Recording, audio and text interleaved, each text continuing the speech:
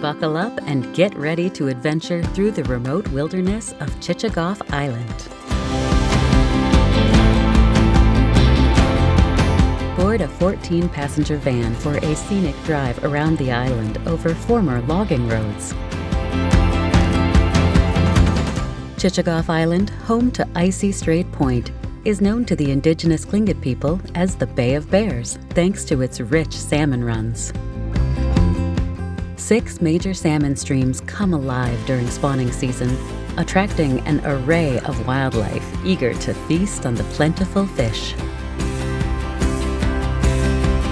Your local guides will share insights about rural Alaskan life and their personal experiences with the local wildlife.